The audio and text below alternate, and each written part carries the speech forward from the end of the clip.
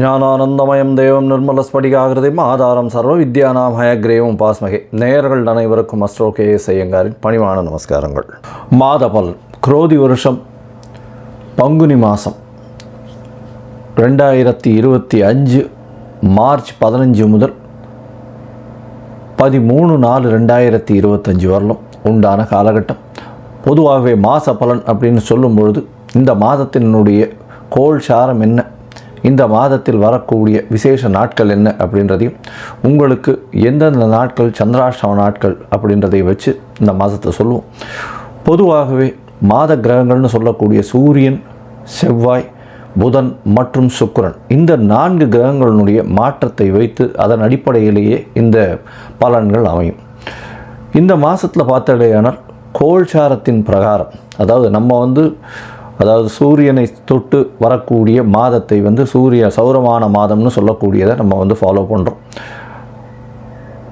ஆந்திரா, கர்நாடகா இந்த மாதிரியான ஸ்டேட், அதாவது மாநிலங்கள்லாம் பார்த்திங்கன்னா அவங்க சந்திரமான மாதங்கள் அப்படின்னு சொல்லக்கூடியதை ஃபாலோ பண்ணுறாங்க. சந்திரமான மாதம் அப்படின்னு சொல்லக்கூடியது பௌர்ணமிக்கு அடுத்த நாளோ அமாவாசைக்கு அடுத்த நாளோ வரக்கூடிய பிரதமையை எடுத்து மாதத்தின் முதல் நாளாக கொண்டு செய்யக்கூடியது. நம்ம சூரியன் ஒரு ராசியிலிருந்து அடுத்த ராசிக்கு போகக்கூடிய விஷயத்தை வச்சு தான் நம்ம மாதத்தை சொல்கிறோம், மாதம் பிறக்கிறத சொல்கிறோம். இப்போ பங்குனி மாதம் அப்படின்னு சொல்லும்போது கடைசி மாதம் இந்த குரோதி வருஷத்தில். இந்த மாதத்தினுடைய கோள்சாரம் என்னன்னு பார்ப்போம். இந்த மாதத்தில் காலபுருஷ தத்துவத்தின் 2வது வீடுன்னு சொல்லக்கூடிய ரிஷபத்தில் குரு, மிதுனத்தில் செவ்வாய், கன்னியில் கேது, அது தவிர பார்த்தடையானால் கும்பத்தில் சனி, மீனத்தில் ராகு, சுக்கிரன், புதன் மற்றும் சூரியன், 4 கிரகங்கள். இந்த மாதத்தில் வரக்கூடிய மாற்றங்கள் அப்படின்னு பார்க்கும்பொழுது புதன், அதாவது 18ஆம் தேதியே 18/3/2025 அன்றைக்கே வக்கரகதியில் கும்பத்துக்கு வந்துடுறார். இந்த மாதத்தில் செவ்வாய் 7/4/2025, அதாவது பங்குனி மாத கடைசியில் செவ்வாய் மிதுனத்திலிருந்து கடகத்துக்கு போகிறார். ஒரு வாரம் தான் இருக்கும். ஒரு செவ்வாய் போனதுக்கப்புறம் ஒரு வாரத்தில் மாதம் மாறிடுறது. புதன் இந்த மாதத்தினுடைய கடைசி, அதாவது 10/4/2025 அன்றைக்கி அவர் மீனத்துக்கு போயிடுறார். ஸோ இந்த மாதத்தில் மாற்றங்கள் அப்படின்னு சொல்லக்கூடியது அப்படின்னு பார்த்தோம்னா இந்த சில விஷயங்கள் தான். இந்த மாதத்தில் இருக்கக்கூடிய யோகங்கள்னு பார்த்தலையானால் குருவும் சுக்கிரனும் பரிவர்த்தனை பெற்று இருப்பது பெரிய ஏற்றம். அது தவிர புதன் ஆரம்பத்திலையும் சரி கடைசிலையும் சரி நீச்சமாய் போனாலும் நீச்ச பங்கம் அடைகிறது பெரிய விசேஷம். சனியும் ஆட்சி பெற்று இருக்கார் கும்பத்தில். இதனால் இந்த மாதத்தினுடைய பலன்கள் இதனுடைய பொறுத்து வருட கிரகங்களாக இருந்தாலும் மாத கிரகங்களுடைய விசேஷத்தை பொறுத்தே நல்ல ஒரு ஏற்றத்தை கொடுக்கும். சரி, இந்த மாதத்தில் வரக்கூடிய விசேஷ நாள் அப்படின்னு சொல்லக்கூடியது இந்த மாதத்தில் வரக்கூடிய பங்குனி அமாவாசை. பங்குனி அமாவாசைன்னு சொல்கிறது 29/3/2025 அன்றைக்கி சூரியனும் சந்திரனும் ஒரே பாகையில் ஒரே ராசியில் இருக்கும் பொழுது வரக்கூடியது பங்குனி அதாவது அமாவாசைன்னு சொல்கிறோம். 0 டிகிரி சூரியனும் சந்திரனும் இருக்கக்கூடிய காலகட்டம்.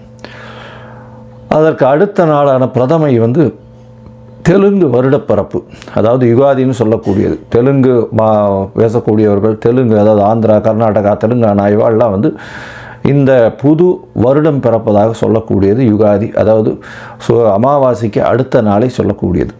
தெலுங்கு வருடப்பிறப்பு பெரிய ஏற்றத்தோடு கொண்டாடக்கூடியது. இந்த மாதத்தில் பார்த்தாலேயானால் 7/4/2025, அதாவது 4/4/2025 அந்த அன்னைக்கு சந்தான சப்தமி அப்படின்னு சொல்லக்கூடியது. சந்தான சப்தமி அப்படின்றது பொதுவாகவே வளர்பிறை சப்தமி, 7ஆம் நாளை சப்தமி என்று சொல்கிறோம். வளர்பிறையில் பங்குனி மாதத்தில் வரக்கூடியது சந்தான சப்தமி. இந்த சந்தான சப்தமியில் விரதம் இருந்து இருப்பார்களே ஆனால் குழந்தை பிராப்தி ஏற்படக்கூடிய வாய்ப்பு. அதுவும் வெள்ளிக்கிழமையில் வரக்கூடிய சந்தான சப்தமியை கமல சப்தமின்னு சொல்கிறார். வெள்ளிக்கிழமையில் வரக்கூடிய சந்தான சப்தமிக்கு கமல சப்தமின்னு பேர். அந்த கமல சப்தமிக்கு ஒரே விசேஷம் என்ன அப்படின்னா, சூரியன் 7ஆவது நாளில் சப்தமியும் அதாவது பௌர்ணமி நிலவை நோக்கி செல்லக்கூடிய, அதாவது வளர்பிறையில் இருக்கக்கூடிய உங்களுக்கு சந்திரனும் இருக்கிறதுனால சூரியனை வலது கண் என்றும் சந்திரனை இடது கண் என்றும் சொல்கிறோம். அதனால் கண்ணில் பிரச்சனைகள் இருக்கக்கூடியவா அவர்கள் இந்த சந்தான சப்தமி என்றும் அந்த கமல சப்தமி, அதாவது வெள்ளிக்கிழமையில், இந்த வாட்டி வெள்ளிக்கிழமையில் வருது, அதனால் இந்த கமல சப்தமி அன்னைக்கு 4/4/2025 அன்னைக்கு கடவுளை தியானம் செய்து உபவாசம் இருந்து அந்த சந்தான சப்தமியை கொண்டாடினால் கண்டிப்பாக அவர்களுக்கு கண்ணில் இருக்கக்கூடிய வியாதிகள் பிரச்சனைகள் நிச்சயமாக அகலும்.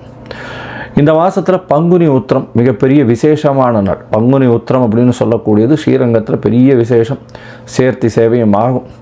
இந்த பங்குனி உத்திர நாள் அப்படின்னு சொல்லக்கூடியது 11/4/2025, அதாவது இந்த மாதத்தினுடைய கடைசியில் வருது. இது ஒரு பெரிய விசேஷம், அதாவது பெருமாளும் தாயாரும் சேரக்கூடிய அந்த ஒரு பெரிய விசேஷம் பங்குனி உத்திர நாள். வைணவர்களுக்கு பெரிய ஏற்றம், அதை தவிர சுப்பிரமணிய கடவுளுக்கு பெரிய ஏற்றத்தை சொல்லக்கூடிய நாளாக பங்குனி உத்திரம் சொல்கிறது. அதுவும் திருமணத்திற்கு உகந்த நாளாக சொல்லக்கூடியது பங்குனி உத்திரம். அதற்கு அடுத்த நாளான 12/4/2025 அன்னைக்கு பௌர்ணமி. பௌர்ணமின்றது சூரியனும் சந்திரனும் ஒருவருக்கொருவர் 180 பாகையில் இருக்கக்கூடியது. பௌர்ணமி யோகத்தில் பிறந்தவர்கள் நாடை ஆளுபவர்கள் அப்படின்ற அளவில் பௌர்ணமி யோகம் இருக்கக்கூடியது எப்பொழுதுமே. ஏன்னா சூரியனும் சந்திரனுக்கும் 2 பேருக்குமே ஒளி அதிகமாக இருக்கும். இரவும் பகலும் மொத்தமாகவே ஒளி இருக்கிறதுனால கூர்மையான புத்தி கூர்மை அதிகமாக இருக்கும். எந்த ஒரு விஷயத்திலும் அதாவது வெற்றியை நோக்கி, அவர்களுடைய இலக்கு வெற்றியை நோக்கி இருக்கக்கூடிய காலகட்டமாக இருக்கும். எல்லா விஷயத்திலையும் வெற்றி பெறக்கூடிய வாய்ப்புகள் மிகவும் அதிகம். இந்த பங்குனி உத்திரம் பௌர்ணமி இந்த மாதம் ரொம்பவும் விசேஷமான காலகட்டமாக அமைய போகிறது. சரி, இந்த மாதத்தில் ஒரு ராசிக்கும் மேஷம் முதல் மீனம் வரை எப்படி இருக்குது அப்படின்றத பார்க்கலாம். அதுக்கு முன்னாடி என்னுடைய மொபைல் நம்பர் கீழே ஸ்க்ராலிங்கில் வரும். உங்களுக்கு அஸ்ட்ராலாஜிக்கல் கன்சல்ட் தேவைப்பட்டதே ஆனால் நீங்கள் எனக்கு ஃபோன் பண்ணுங்க. உங்களுடைய date, time, place of birth, உங்களுடைய பெயர், தாய் தந்தையின் பெயர் இது வரலாம் அனுப்புங்க. என்னுடைய கட்டணம் என்னன்னு சொல்கிறேன். என்னுடைய கட்டணத்தை செலுத்திட்டு அதற்கு உண்டான யூடிஆர் நம்பர் ஷேர் பண்ணுங்க. உங்களுக்கு ஜாதகத்தை போட்டு சந்தி இருக்கான்னு பார்த்துட்டு, அதாவது பாத சந்தி, நட்சத்திர பாத சந்தி, லக்ன பாத சந்தி இதெல்லாம் இருக்கான்றதை முதல்ல பார்த்துட்டு உங்களுடைய ஜாதகத்தை போட்டு அதுக்கப்புறம் அப்பாயின்மெண்ட் தரேன். அதுக்கேற்ற மாதிரி நம்ம அப்பாயின்மெண்ட்டில் பேசலாம். ஏன்னா எனக்கு வரக்கூடிய ஜாதகத்தில் பார்த்தாலேனால் 50லேருந்து 70 விழுக்காடு % 50 வயசுக்கு மேலே ஆனவாள்லாம் இந்த பின்ன நட்சத்திரங்களில் இருப்பா, அதாவது உடைந்த நட்சத்திரங்களில் இருப்பா, புனர்பூசம் 3ஆம் பாதத்தில் இருப்பா. அவள் புனர்பூசம் 3ஆம் பாதம் அப்படின்னு சொல்லிட்டு மிதுன ராசியை சொல்லிட்டு இருப்பா, ஆனால் கடகராசியில் இருப்பா. அதே மாதிரி மிருகசீரிஷம்னுவா, மிருகசீரிஷம் ரிஷபமா மிதுனமா மாறி இருக்கும். இந்த மாதிரி விசாக நட்சத்திரம் துலாமா இல்லை இது விருச்சிகமான்றது மாறி இருக்கும். இந்த மாதிரியான விஷயங்கள்னால அவளுடைய தசாபுக்தி அந்தரம் சூக்ஷ்மம் எல்லாமே மாறக்கூடிய வாய்ப்புகள் உண்டு. அதை தவிர பார்த்தோம்னா லக்ன சந்தியும் வந்துடுத்துறையானால் இந்த ஒரு லக்னத்துக்கும் ஒரு சுபர் பாவர் அசுபர் இதெல்லாம் இருக்கக்கூடிய வாய்ப்பு. அதனால் இவளுக்கு நல்ல நேரம் நடந்துட்டுருக்குன்னு நினச்சிட்டு இருப்பா, ஆனால் எந்த ஒரு விஷயமும் கைகூடி வராது. அது ஒரு மிகப்பெரிய பிரச்சனையில் போய் விட்டுருக்கும். அதனால் அவளுக்கே புரியாது. முதல்ல இந்த சந்தி இருக்கான்றதை செக் பண்ணிவிட்டு பார்த்துட்டு ஜாதகத்தை போட்டதுக்கு அப்புறம்தான் உங்களுக்கு நாங்கள் அப்பாயின்மெண்ட் தர முடியும். சரி, இப்போது பங்குனி மாதம் குரோதி வருஷம் மேஷம் முதல் மீனம் வரை 15/3/2025 முதல் 13/4/2025 வரை உண்டான காலகட்டத்தில் எப்படி இருக்குன்றதை ஒன்றொன்னா வருஷப்படுத்தி பார்க்கலாம்.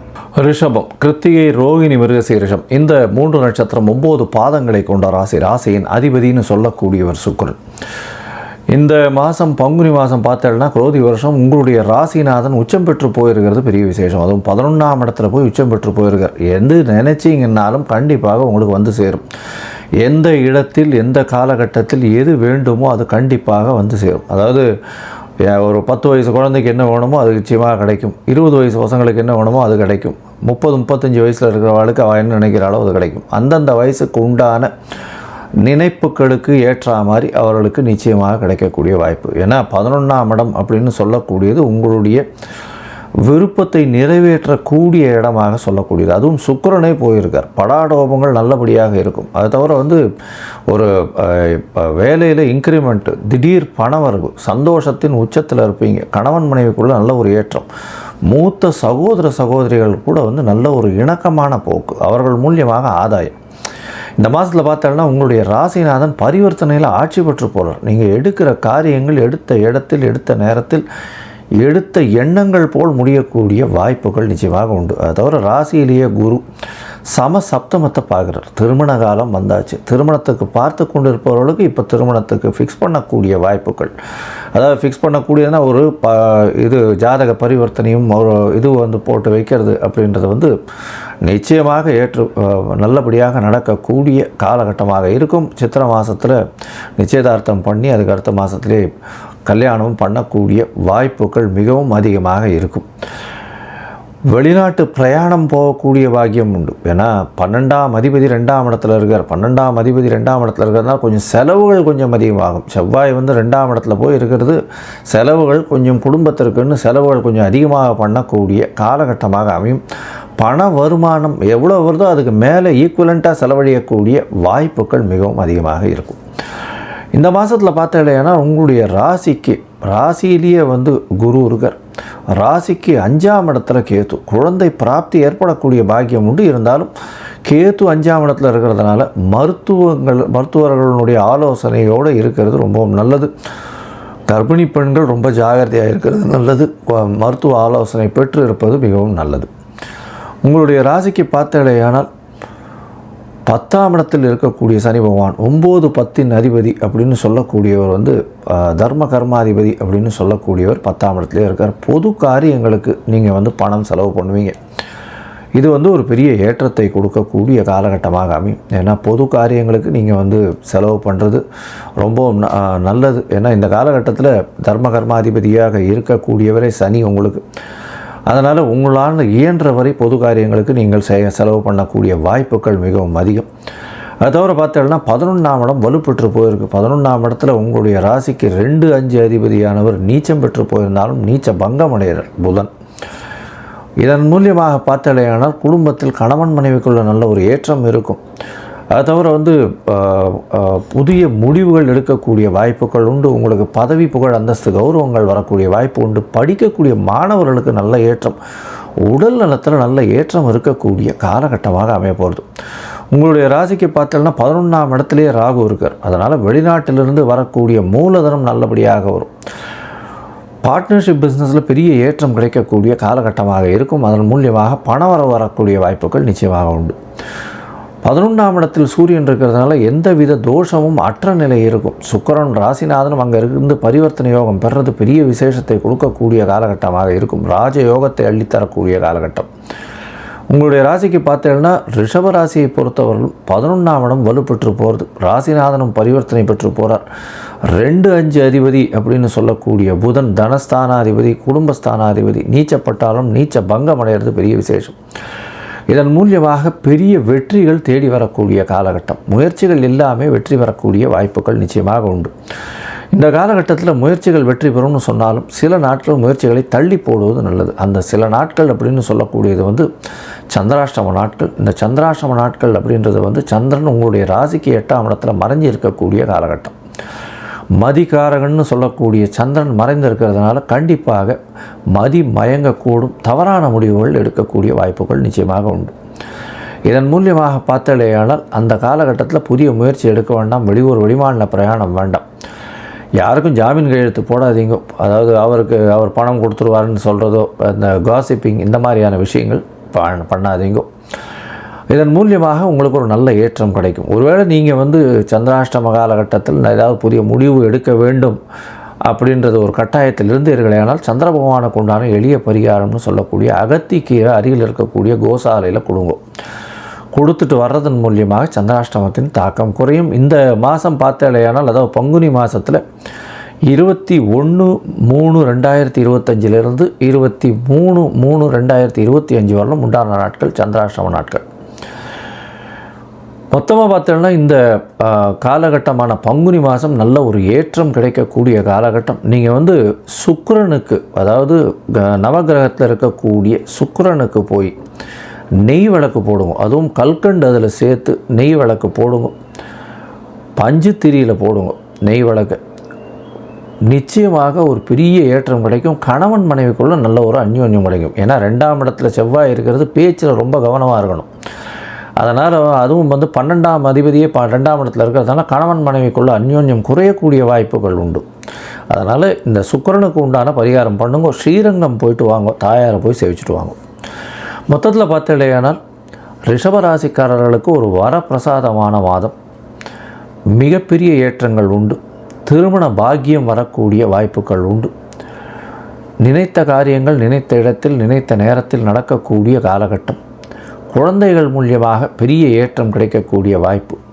தாயின் உடல்நிலையில் நல்ல ஒரு ஏற்றம் இருக்கும். தந்தையின் உடல்நிலையில் நல்ல ஒரு ஏற்றம் இருக்கும். உங்களுடைய உடல்நிலையும் நல்ல ஒரு ஏற்றம் இருக்கக்கூடிய காலகட்டம். பண வரவிற்கு பஞ்சம் இருக்காது. வெளிநாடு வெளியூர் போகக்கூடிய வாய்ப்புகள் நிச்சயமாக வரும். வெளிநாட்டிலிருந்து திடீர் பணம் வரக்கூடிய வாய்ப்புகள் நிச்சயமாக இருக்கும். பேச்சில் கவனமாக இருப்பது மிகவும் நல்லது. படிக்கக்கூடிய மாணவர்களுக்கு நிச்சயமான வெற்றி உண்டு. போட்டித் தேர்வில் நிச்சயமான ஏற்றம் இருக்கக்கூடிய காலகட்டம். திடீர் பிரயாணம், வெளிநாடு போகக்கூடிய பாக்கியம். பொது காரியங்களுக்காக நீங்கள் நல்ல செலவு பண்ணக்கூடிய வாய்ப்புகள் உண்டு. இந்த ரிஷபராசிக்காரர்கள் கலைத்துறையில் இருப்பவர்களுக்கு பெரிய ஏற்றம் கிடைக்கக்கூடிய காலகட்டம். சின்னத்திரை பெரிய திரை காலர்களுக்கு நல்ல ஒரு ஏற்றம் இருக்கக்கூடிய காலகட்டம்.